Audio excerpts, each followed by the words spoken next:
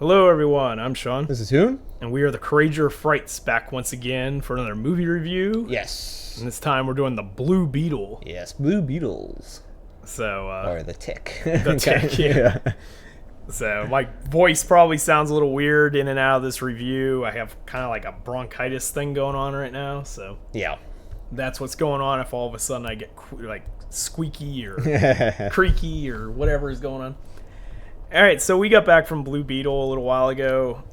So this is, of course, another film in the DCEU or DCU. DCU or EU, one or the other. One of the two. It's a little confusing. It's like, ew. DCU. Ew. Ew. So this was a film directed by Angel Manuel Soto, who is a Puerto Rican director, and stars Xolo Maridueña, who is probably best known for Cobra Kai. Yeah, Cobra Kai. I think he's like the main kid or whatever, the main character. Yeah. And also Bruna Marquezine, who plays Jenny Cord, who's kind of like the love interest. Yeah, love interest slash like plot person. The plot person. Yeah, because it kind of revolves around her, kind of. The industrial espionage Yes. terrorist. Yes, exactly.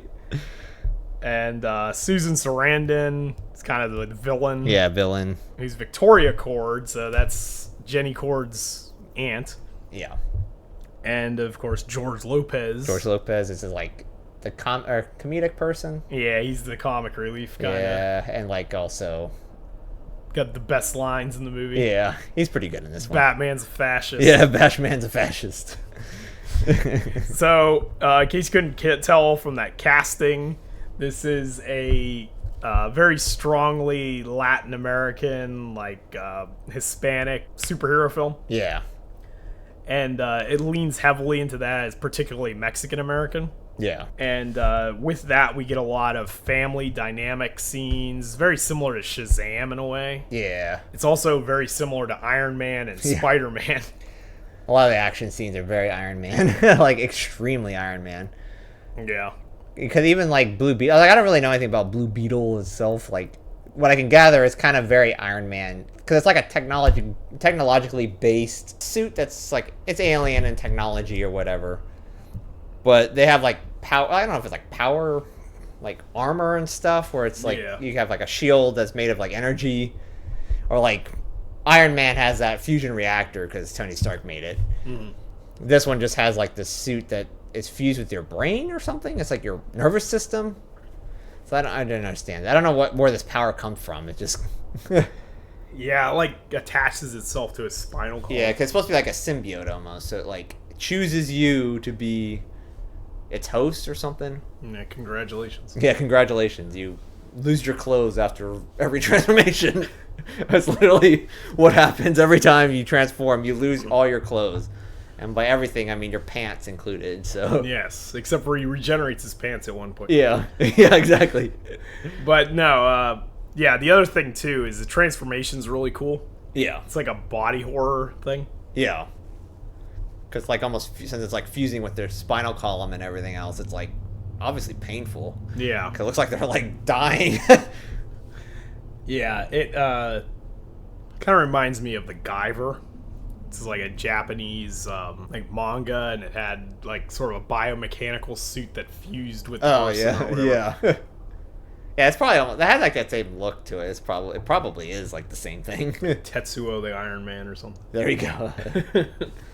But it definitely has like if you took an Iron Man suit and just turned it blue, Yeah. and it took that part where the Spider-Man suit with the Iron, or like I don't know, the Ultimate Spider-Man or whatever Spider-Man from Iron Spider. the Iron Spider with the little like claws in the back. Yeah. He made that blue, and you fuse those two suits together. You got the Blue Beetle suit. Yeah, pretty much. So, and this is the third Blue Beetle. Yes. So this is Jaime Reyes, and there's two before him. The one immediately before him is that Ted Cord is referenced a lot in this. Yeah, which that's one of the post-credit scenes. That's like a spoiler thing. Yeah, but that's also the father of Jenny and the brother of Susan yeah, Susan Sarandon's Sarandon's character. So it's kind of evolves entirely around this family. Yeah. And that's kind of also very Iron Man-esque, because Cord Industries like designs weapons just like Stark. Yeah, they like Hammer Industries, like Hammer. Yeah, pretty much. And even like, well, I guess the one thing that they're trying to do is the reason why, because Susan Sarandon's character, or whatever her name is, Cord, the Aunt Cord. Yeah, Victoria. Yeah, Victoria Cord is like trying to excavate this Blue Beetle suit or something in the beginning, but it almost seemed like they already had it. I don't understand that. I don't know. I don't understand what that first scene was, to be honest. Yeah, because she's like, it's here. Yeah, Ted Cord's an archaeologist, so he's like digging up there. And like this Blue Beetle suit's been around forever. Yeah, because they show in the intro they have like a Mayan warrior. With it. So like that's kind of crazy. Yeah. That's why I didn't understand that first scene. I didn't understand what it was talking about. It's almost like it was like a different movie or something that they just took a scene and put it in. Yeah. Unless I wasn't paying attention. I don't know. I could be just not been paying attention. Because it seemed like they already had it. That's the thing. It seemed like they already had it because Ted Cord was working with it for like the longest time. Yeah, they did have it. Well, they did have it. It was in that at the Cord Tech Industry place, and then Jenny stole it. Yeah, Jenny stole it, and it's because the reason I had it is because they found it in that orb thing. Yeah, but because they needed the code or something. But right. Obviously, she was working on these suits beforehand. Yeah, because well, Ted Cord was the Blue Beetle for years. Yeah, he was the Blue Beetle, but he just Unless said like he didn't actually have it fused with him or something. Yeah, I think they said I don't think he didn't. I think he was trying to figure out because they didn't choose him. He was just using like the technology he learned from the Beetle, which they were trying to find. Okay. In the beginning of the beginning scene. Yeah, because George Lopez said the only way you could get rid of it is to die. Yeah. So. I think like he kind of doesn't know how, like he didn't know how to use a full mount, so he kind of like learned throughout the years, like Batman. So he's a fascist. Yeah, he's a fascist. He uses like those, what was it, Adam West suits he's in his house. Yeah, pretty much. The Blue Beetle character has been around in some version since 1939. Yeah, because I think we read somewhere. I guess it's like one of the first superheroes or something. It was like Fox Comics or something. Yeah, crap. Fox Comics. Like great. But yeah. So anyway, I think this was pretty good. Yeah. Like it's it's derivative of some other stuff, but it does have a lot of heart. Yeah. The effects are fine. Yeah, the effects were pretty good for a movie that's only $104 million. Yeah, the $104 million budget really shines the spotlight on these studios with their $350 million movie. Like, what are you spending all that money on? Yeah. And I don't know if it's just like rewrites or just, I don't know what it is, but because this looked like it was on the same level. Yeah. Like it looked fine. I thought this was gonna look a lot worse than it did. Yeah. And especially knowing the history of this was supposed to go to HBO Max. Yeah. And then James Gunn decided to put it in theaters. That was a good decision, I thought, because this movie didn't seem like this would have been like probably their top tier like HBO Max movie if they brought this on HBO Max, because this was really good for like like it was supposed to be HBO Max, especially after comparing it to like watching like Batgirl or is it Batgirl? I don't know, the one that they canceled. Yeah, Batgirl. Like watching the trailers and like just images of that, it didn't look that good. Yeah. This one actually wasn't too bad. This actually was, unless they cleaned up some of the stuff. I don't know. Maybe they did. They may have added some extra budget to it or something when they put it in theaters. Like fix some of the CGI or something, because the CGI did look pretty decent for a $104 million movie. Yeah, this is like the cheapest superhero movie in a long time. Yeah. Which I know a lot of studios want to go this route, $100 million, and like it. And that's kind of what they need to do. Yeah. But yeah, this was really good. Like I said, it had a lot of heart in it. Neither of us are Latino. Yeah. So like a lot of the stuff where they show like Latino culture, stuff that might be nostalgic for viewers, especially Mexican Americans, it didn't really mean anything to us, but it looked like it gave me the flavor of the culture, the feel of it. Like, I thought it was cool. Yeah. Like, it made me want to look more into the culture and all that kind of stuff. Yeah. But so if you're looking for someone's opinion on that maybe is a little bit more informed, I'd recommend checking out 3C Films. So this guy Chris, he does movie reviews. He's a pretty big YouTube channel, actually, but he does a lot of horror stuff, basically same stuff we do. But he's Mexican American, and his review of this, he went into more detail about all of that stuff. Especially so, since it's like part of the culture. So. Right, exactly. So like, I don't feel like I'm qualified to be talking about like my opinion on the cultural stuff in here. So if you're interested in checking that out and seeing what his opinion of it was, I'd recommend 3C Films. Yeah. Just check out his Blue Beetle review.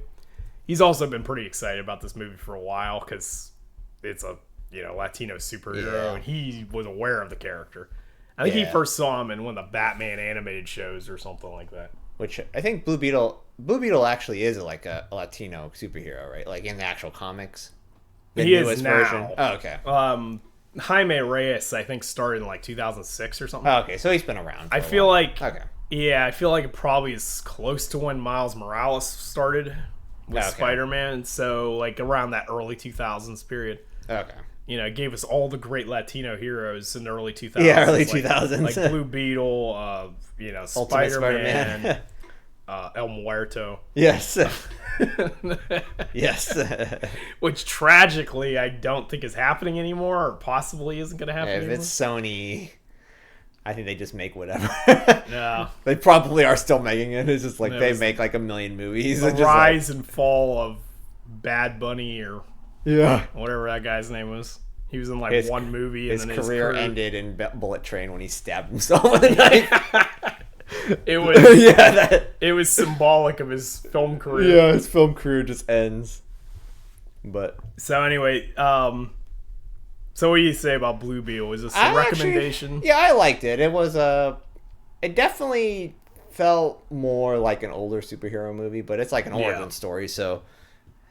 But I mean, it wasn't bad. I actually did like it. I thought it was a good choice that they took it from Max and put it onto the big screen. They thought it was a good choice by Gunn. Yeah, for sure.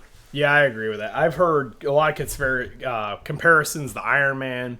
Yeah, a lot of comparisons to Tobey Maguire's Spider-Man era. Yeah, I can see that. That's a pretty good that kind of thing. I see that too. Yeah, but I feel like there's enough fresh material here too. Yeah, that makes it worth checking out. And I do think like where the budget is on this is kind of what maybe the gold standard going forward should be. I think this needed a lot better marketing. Yeah. That was the biggest thing. Marketing was like non-existent. Almost. Yeah. I think if people knew what this was, they might be more willing to go check it out. Because I think didn't the trailer just come out like a month ago or something? It was like I've actually haven't seen the trailer for this. Yeah, I remember when it came out. It came out like it was only like 2 months ago or something, unless it felt like it. Official trailer for Blue Beetle, April 3rd. Yeah. So like what, 3 months? 3 months ago. If that's early marketing, it's not going to have any hype to the character whatsoever. Yeah. Especially nowadays, because not too many people watch movies anymore. You almost need like that marketing to show it. But yeah, I think what's happened too, at least recently, at least it feels like it. Because I know Dungeons & Dragons had a lot of marketing to that movie, but it didn't do well in the theaters. So I wonder if some of them are just kind of like not thinking of putting the marketing, because it seems like marketing is like non-existent anymore. Yeah, it could. At least in movies in general. Just in movies in general, not just this specific one, but. I think they also have problems identifying their audience. Yeah. Like, I think they thought Dungeons and Dragons would do well because of Stranger Things, but that doesn't translate. Yeah, that doesn't translate. It's like, it's a very niche market. I mean, you have Dungeons and Dragon people, but not necessarily everyone's, like, into that deep into Dungeons and Dragons. Right. Was like Blue Beetle. People know who the character is, but some people are just like, I know who the character is, but not really that deep into the character. Yeah, I don't know. I didn't know anything about Blue Beetle going into this. That's same with me. I had no idea what the Blue Beetle was. Yeah.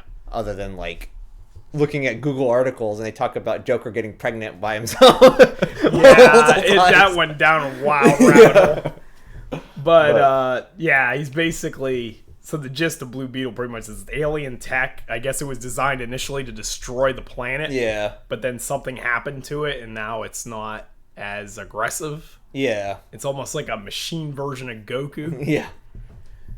And I guess there's multiple different Blue Beetles. It's like you have different, because at one of the very first scenes it shows a Blue Beetle, like when they're during like opening credit scene, it shows like the Blue Beetles flying. Well, there's different beetles. There's like a black beetle. There was like a red one beetle. and a yellow one. It's almost like the Power Green Rangers. Lantern.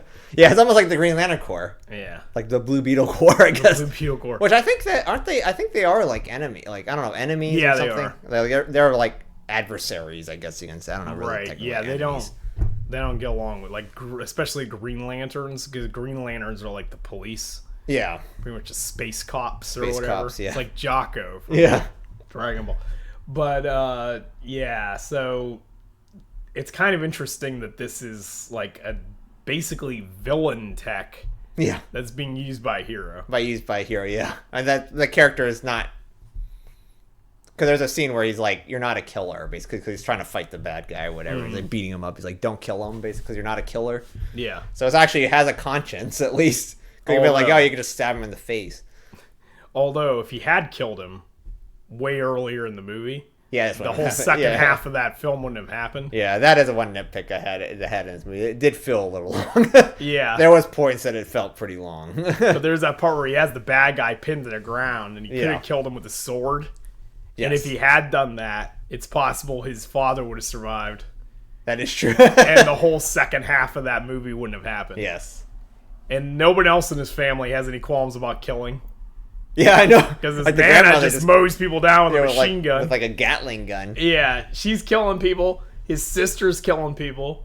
Yeah, she's like breaking people's faces in with that. His uncle like impaled a dude with a robot bug leg. And just did it multiple times. And had to like shake him off. It's just Reyes is the one, or Jaime. Jaime is the only one that won't kill. Yeah, Jaime is like the one that has the heart of gold. Yes. Not those anti-heroes. Yeah, the rest of his family are all anti-heroes. Yeah, that is true. If he wouldn't have had that, it would have just ended that part. Yeah. Because it would have just been like the main lady and that's it. Who has no powers. Yeah, who has no powers because she's like trying to make these suits. She's trying to get the code out of the thing. She's just like corporate lady. Yeah. But they wouldn't have showed the Buster Sword or the Final Fantasy VII reference that's obviously in the movie. Yeah, that's true. Because he's like, I could turn anything. Because another power I guess he can do is he can turn anything he can think of into a weapon. Mm. So if he thinks of a Buster Sword, he can turn it in, which he does. Yeah. So he could just like turn into like a nuclear bomb or something. Just be like, I want to just make a nuke. I guess, which is another Green Lantern thing. Yeah. So they must be like just fighting each other all the time because Green Lantern can do all this stuff. Because Green Lantern's whole thing is that. Yeah, just he has a ring. Make up stuff, and it just appears. Yeah, it just appears. But this one, he has to like use his body and then like use like the nanotechnology in his body, the nanites in his body, I guess, or his mind, I guess. I don't know because it doesn't say what the actual technology, like what that is actually. Right. I'm assuming it's alien nanites, but I don't know. What I'll say is, we both said. Probably both give this a pretty decent recommendation. Yeah, it's pretty good. Like if it's out of superhero movies, I guess. I mean, it's not bad. It's like it's not bad. It's not the best movie ever, but it's certainly not. It is an origin. I always think with superhero movies, the second movie is where you can see where it goes. Yeah. And if it's good or not, because origin stories is almost like they follow a formula. So it's like you have your origin story because you have to tell what the character is. Yeah. And that's your movie. That second movie is when it actually can deviate, I would think, but... Yeah, we sort of moved away from origin stories for the most part, but in this case, it needs to be done. Yeah, because no one knows who Blue Beetle is. Right. Unless you're like a super big comic book fan. Yeah. But I think even some super big comic book fans don't really like the movie either, but... Yeah. Because this one, I think reading other reviews and stuff, it seemed like most people liked it, but there are a couple people that didn't like it. Well, there's always going to be some people that don't like it. So anyway, go check it out. If you like this review, give us a like. Consider subscribing for more content like this in the future. And you too could feel the strength welling within. See ya. See ya.